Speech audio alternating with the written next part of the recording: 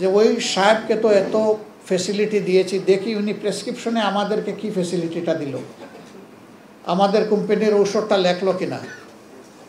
এটা যে কত বড় করাপশন।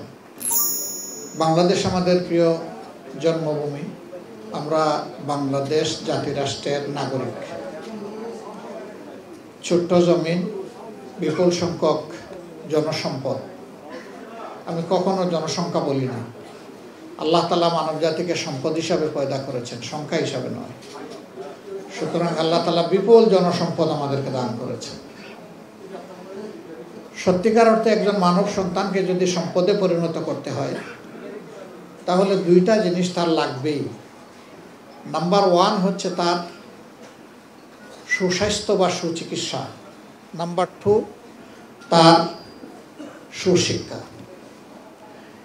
কুড়ে ঘরে থাকুক অসুবিধা নাই, 20 তলায় বসবাস করুক তাতেও কোনো অসুবিধা নাই, কোনো প্রাসাদের বাসিন্দা হোক এটাতেও কোনো অসুবিধা নাই।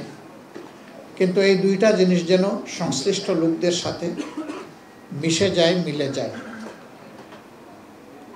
সুস্বাস্থ্য ছাড়া একজন মানুষ জীবনে উঠে দাঁড়াতে পারে না। রাসূল করিম সাল্লাল্লাহু আলাইহি সাল্লামের সহিহ হাদিস, আল্লাহ তাআলার কাছে দুর্বল মুমিনের চাইতে শক্তিশালী মুমিন অনেক প্রিয়। এই শক্তি দুই দিক থেকে বোঝানো হয়েছে, ইমানের শক্তি এবং শারীরিক শক্তি দুটোই। আপনার ইমানের শক্তি আছে কিন্তু শারীরিক শক্তি নেই, আপনি বড় কোনো সামাজিক কাজ করতে পারবেন না, মানুষের বড় কোনো উপকারে আপনি আসবেন না, এমনকি নিজের উপকারও অনেক সময় নিজে সাধন করতে পারবেন না। এই জন্য সুস্থতা আল্লাহর অনেক বড় নিয়ামত। তাই বলা হয়েছে 5টি জিনিসের আগে 5টি জিনিসকে প্রাধান্য দাও। এর মাঝে একটা হচ্ছে অসুস্থ হওয়ার আগে সুস্থতার প্রাধান্য দাও। সেই মানুষকে আল্লাহ তাআলা পয়দা করেছেন, আর সুস্থ রাখার জন্য আমরা চেষ্টা করি গোটা চিকিৎসা চেইন। এটা আপনাদের থেকে শুরু হয়ে রাষ্ট্রের সর্বোচ্চ চিকিৎসা ব্যবস্থা পর্যন্ত এটা পৌঁছায়। এখানে ডাক্তার আছেন, টেকনোক্রেটস আছেন, টেকনিশিয়ান আছেন, নার্সরা আছেন, অ্যাসিস্ট্যান্ট যারা মেডিকেল পার্সন তারা আছেন, আমাদের ওয়ার্ড বয়েরা আছে, আমাদের ওয়ার্ড বয়দের পাশাপাশি যাদেরকে আয়া বলা হয় তারা আছে, ক্লিনাররা আছে। এই একটা চেইন। আর একটা চেইন হচ্ছে যে ওটার লজিস্টিক যারা সাপ্লাই দেবে, সেই লজিস্টিক সাপ্লাইয়ের বড় এভিনিউটা হচ্ছে ঔষধ। ঔষধের এই বিশাল ফিল্ড। আলহামদুলিল্লাহ এক সময় বাংলাদেশের ঔষধ শিল্প নির্ভরশীল ছিল বিদেশি কোম্পানির উপর। এখন তা অনেকটাই আমরা স্বনির্ভরতা শুধু অর্জন করি নাই, দুনিয়ার 38টি দেশে বাংলাদেশ থেকে এখন ঔষধ রপ্তানি হয় এবং রপ্তানি খাতে বিশেষ উল্লেখযোগ্য অবদান রেখে যাচ্ছে ঔষধ। আমার আগে যারা বক্তব্য রেখেছেন ভেরি প্রিসাইজলি পিন পয়েন্ট, তারা একেবারে যথাযথ জায়গায় অঙ্গুলি নির্দেশ করে তারা কথা বলেছেন। একটা সমাজে সুস্থ মানুষের সুস্থ বিকাশের জন্য পারস্পরিক সহযোগিতা লাগবে।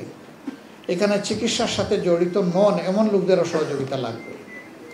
এই জন্য মানুষের দুইটা স্বাস্থ্য থাকে, একটা হচ্ছে ফিজিক্যাল হেলথ আর একটা হচ্ছে মেন্টাল হেলথ।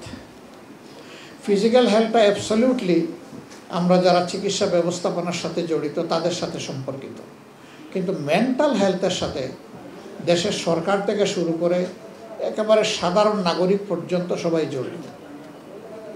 একবারে গ্রামের কিছু মানুষ তারা একজন মানুষকে বোকা বানানোর জন্য সিদ্ধান্ত নিল।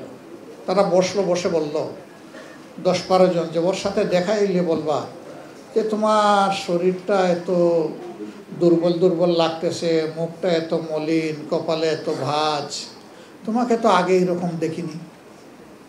তো প্রথম যে বলছে এটাকে সে পাত্তা দেয়নি, যে বোধহয় আমার সাথে তামসা করতেছে।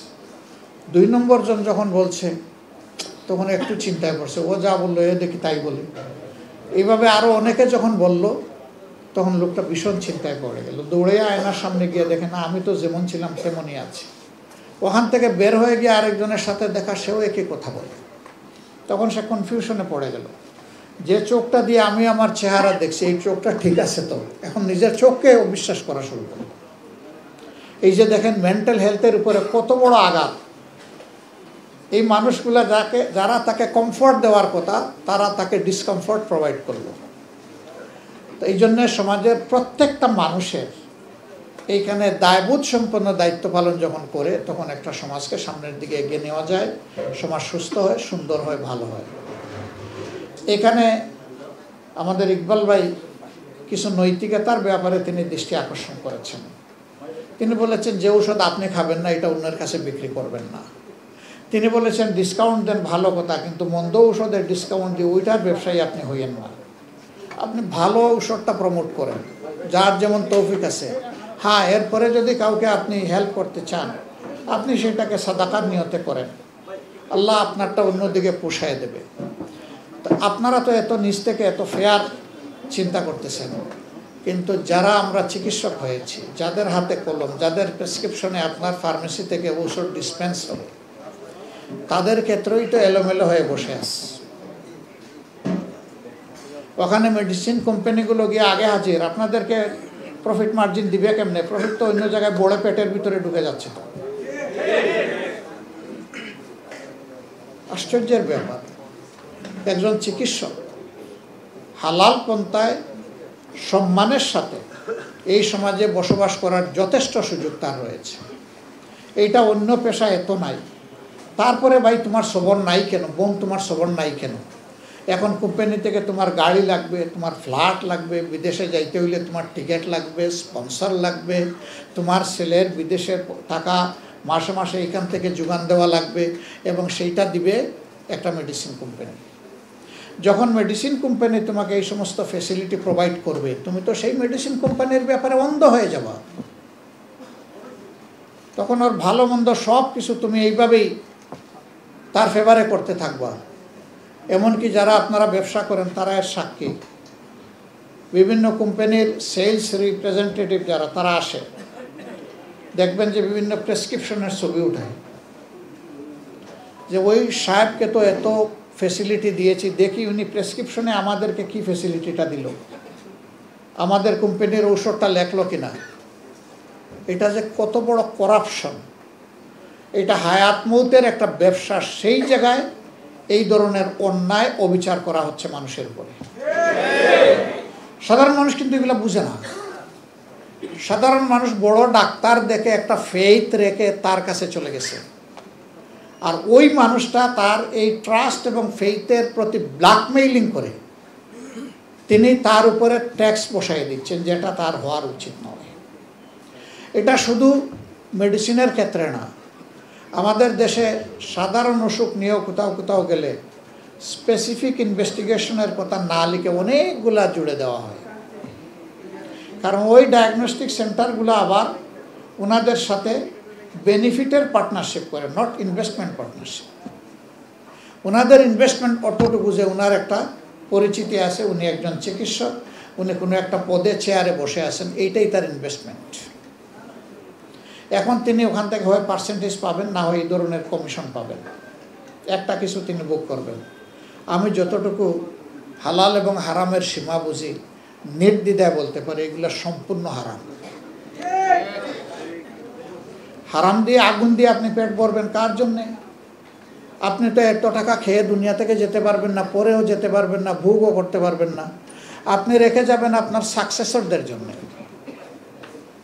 আপনার ছেলে মেয়ে নাতি নাতনি, তাদের জন্য। আপনি সেই জিম্মাদারি নিয়ে আদালতে আখেরাতে আল্লাহর দরবারে হাজিরা দিবেন যে এদের জন্য আপনি জনগণকে ধোঁকা দিয়েছেন, জনগণকে শোষণ করেছেন, জনগণের সম্পদ আপনি লুণ্ঠন করেছেন। আপনি একজন ধোঁকাবাজ, একজন শোষক, এবং আপনি একজন লুণ্ঠনকারী। হাসরের দিনে এইটাই হবে আপনার পরিচয়। তখন আপনার স্ত্রী, পুত্র, কন্যা, নাতি নাতনি কেউ গিয়ে আপনার হয়ে দাঁড়ায় বলবে না, হে আল্লাহ তারে শাস্তি দিও না, কারণ সে আমাদের জন্য এগুলা করে। একজন